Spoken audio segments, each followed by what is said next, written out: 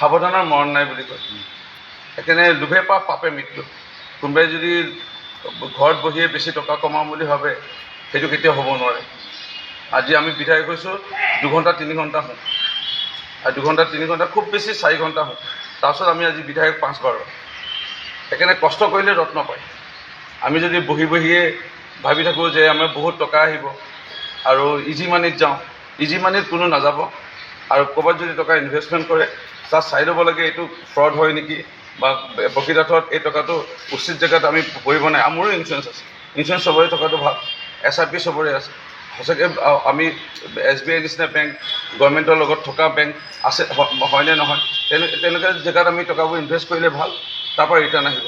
কিন্তু একে কমটি টকাতে ইনভেষ্ট কৰি বহুত টকা আমি পাম, সেইটো কোনো নাভাবি পেলাই লোভে পাপ পাপে মৃত্যু, সেইটোৱে মই ক'ম।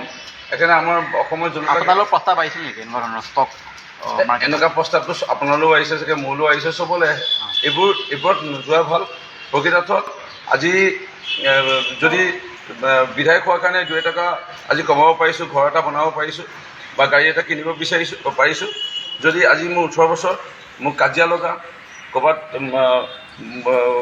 অকণমান কাজিয়া লগা বা এনেকুৱা ক'ৰবাত মুখৰ পৰা কেতিয়াবা কিবা বাক্য ওলাইছে, তাৰ কাৰণে কোনোবাই মোক ওপৰত কেছ দিছে, এইবোৰ ওলাইছে। কিন্তু যদি টকা লোভ কৰাহেঁতেন, মানে টকা কেলেংকাৰী কিবা কিবি, এইবোৰ আজিৰ তাৰিখত কোনো আঙুলিয়াই দিব নোৱাৰে। এইটো নোৱাৰে কাৰণে এইবোৰ কৰাই নাই। কিন্তু তেনেকুৱাকৈ মনত আহে ভাৱ যে চাকৰি নামত টকা ল'ম, ঠিকা নামত টকা ল'ম, এডভান্স বিপদত পৰোঁ যেতিয়া কেতিয়াবা কিবা, তেতিয়া সহজ উপায় এনেকৈ মনত আহে। কাৰণ আমাৰ অন্তৰত এটা ভাল এটা বেয়া থাকে। ভালটোৱে কয় যদি এই বেয়া কাম নকৰিবি। আৰু যেতিয়া আমি ভগৱানৰ ঈশ্বৰৰ বা আল্লাহ বা প্ৰভু বা যীশু গুৰুজনাই যি ধৰ্মাৱলী লোকে নিজৰ ধৰ্মৰ নামত ঈশ্বৰজনক প্ৰাৰ্থনা কৰি থাকে, তেওঁক হয়তো ভুল কৰিবলৈ নিদিয়ে। সেইকাৰণে খুব ভক্তিভাৱত সকলোকে থাকিবলৈ অনুৰোধ জনাম। আৰু লগতে লোভ নকৰিব। বেয়া চিন্তা যদি ভাৱত আহে মনত, এই সহজ উপায়েৰে টকা ল'ম, সেইবোৰ কথা মনত নানিব। আৰু পাৰিলে কষ্ট কৰিব, কষ্ট কৰি আৰু ধৈৰ্য ৰাখিব। তেওঁ নেদেখাজনে বিপদটো চায় আৰু এটা পৰীক্ষা কৰে, আৰু এটা সময়ত আপোনাৰ বিপদটো উদ্ধাৰো কৰিব, আৰু তেওঁক আপোনাক আশীৰ্বাদো কৰিব, যি আপোনাৰ বিপদ আছে তাৰ পৰা উদ্ধাৰ কৰিব। তেতিয়ালৈকে ধৈৰ্য ধৰিব লাগে। সেইকাৰণে ইজি মানিত যাব নালাগে। আৰু য'ত ইনভেষ্ট কৰিব সেই অনুষ্ঠান প্ৰতিষ্ঠানটোৰ বিষয়ে আগতীয়াকৈ জ্ঞান লৈ তাৰপিছত আপোনালোকে টকা তাত নিয়োগ কৰিব চেষ্টা কৰিব। সাৱধানৰ মৰণ নাই বুলি কয়। সেইকাৰণে লোভে পাপ পাপে মৃত্যু।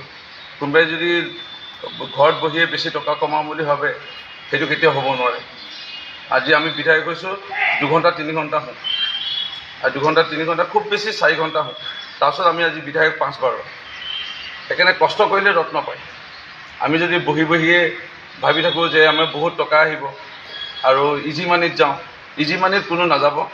আৰু ক'ৰবাত যদি টকা ইনভেষ্টমেণ্ট কৰে তাত চাই ল'ব লাগে এইটো ফ্ৰড হয় নেকি, বা প্ৰকৃতাৰ্থত এই টকাটো উচিত জেগাত আমি পৰিব নাই। মোৰো ইঞ্চুৰেঞ্চ আছে, ইঞ্চুৰেঞ্চ চবৰে থকাটো ভাল, SIP চবৰে আছে।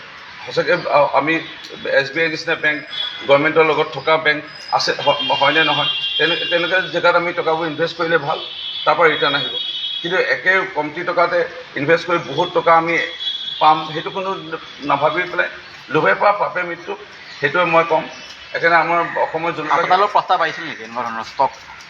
এনেকুৱা প্ৰস্তাৱটো আপোনালৈও আহিছে চাগে, মোলৈও আহিছে, চবলৈ আহে। এইবোৰত নোযোৱা ভাল। প্ৰকৃতাৰ্থত আজি যদি বিধায়ক হোৱাৰ কাৰণে 2 টকা আজি কমাব পাৰিছোঁ, ঘৰ এটা বনাব পাৰিছোঁ, বা গাড়ী এটা কিনিব পাৰিছোঁ। যদি আজি মোৰ 18 বছৰ, মোক কাজিয়া লগা, ক'ৰবাত অকণমান কাজিয়া লগা বা এনেকুৱা ক'ৰবাত মুখৰ পৰা কেতিয়াবা কিবা বাক্য ওলাইছে, তাৰ কাৰণে কোনোবাই মোক ওপৰত কেছ দিছে, এইবোৰ ওলাইছে। কিন্তু যদি টকা লোভ কৰাহেঁতেন, মানে টকা কেলেংকাৰী কিবা কিবি, এইবোৰ আজিৰ তাৰিখত কোনো আঙুলিয়াই দিব নোৱাৰে। এইটো নোৱাৰে কাৰণে এইবোৰ কৰাই নাই। কিন্তু তেনেকুৱাকৈ মনত আহে ভাৱ যে চাকৰি নামত টকা ল'ম, ঠিকা নামত টকা ল'ম, এডভান্স বিপদত পৰোঁ যেতিয়া কেতিয়াবা কিবা, তেতিয়া সহজ উপায় এনেকৈ মনত আহে।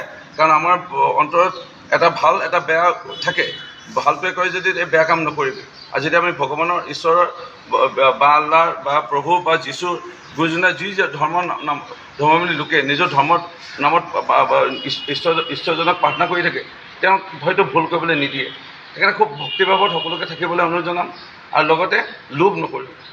বেয়া চিন্তা যদি ভাৱত আহে মনত, এই সহজ উপায়েৰে টকা ল'ম, সেইবোৰ কথা মনত নানিব আৰু পাৰিলে কষ্ট কৰিব, কষ্ট কৰি আৰু ধৈৰ্য ৰাখিব।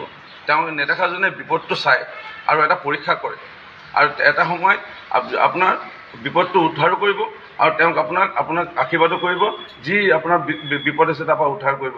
সেই তেতিয়ালৈকে ধৈৰ্য ধৰিব লাগে। সেইকাৰণে ইজি মানিত যাব নালাগে আৰু য'ত ইনভেষ্ট কৰিব সেই অনুষ্ঠান প্ৰতিষ্ঠানটোৰ বিষয়ে আগতীয়াকৈ জ্ঞান লৈ তাৰপিছত আপোনালোকে টকা তাত